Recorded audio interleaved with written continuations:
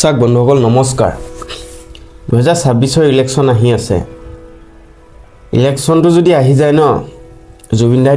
ন্যায়টো আৰু নাপায় হেতু একদম খাটাং কথা ইলেকশ্যন হৈ যোৱাৰ পাছত জুনেই নাহক এতিয়া সবেই কৈ আছে যে আমি ন্যায় দিম জুনেই নাহক ইলেকশ্যনৰ পিছত হেতু আৰু ন্যায়টো নাপায় তো কাৰণে আমি সবেই একগোট হ'বলৈ হ'ল আকৌ এবাৰ সকলোৱে এক হৈ পেলানি মাত মাতিবলৈ হ'ল আমাৰ জুবিন দাৰ ন্যায়টো কিয় দিব পৰা নাই কিয় কি লুকুৱাই থৈছে আমাৰ পৰা এনেকুৱা যে জুবিন দাৰ ন্যায়টো আমাক দিবলৈ পৰা নাই আজি চাউন্ডে কিমান দুমাহ তিনিমাহ পাৰ হৈ গৈছে হা জুবিন দাৰ ন্যায়টো দি দিয়া হলে অসমৰ মানুহখিনি শান্তিত থাকে ন সবেই নিজৰ কাম কৰিব পাৰে বহুতে নিজৰ কাম এতিয়ালৈকে কৰিব পৰা নাই ন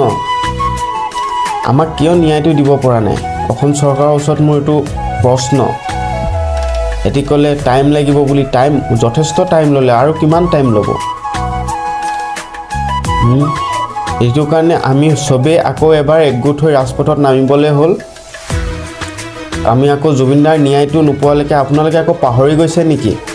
যদি নাই পাহৰা তেনেহ'লে সবেই একগোট হ'বলৈ হ'ল যদি পাহৰি গৈছে তেনেহ'লেতো আৰু ক'বলগীয়া নাই আৰু যদি ইলেকশ্যনটো যদি হৈ যায় তেনেহ'লে চাব পথত অকল 2-3 জন মানুহৰ বাহিৰে আৰু কোনো নাথাকিব জুবিন দাৰ ন্যায় বিচাৰি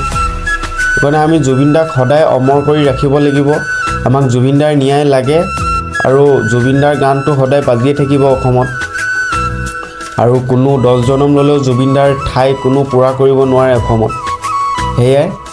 আমি জুবিন দেশৰ মানুহ জুবিন দাৰ ন্যায় আমাক লাগিবই জয় আই অসম জয় জুবিন দা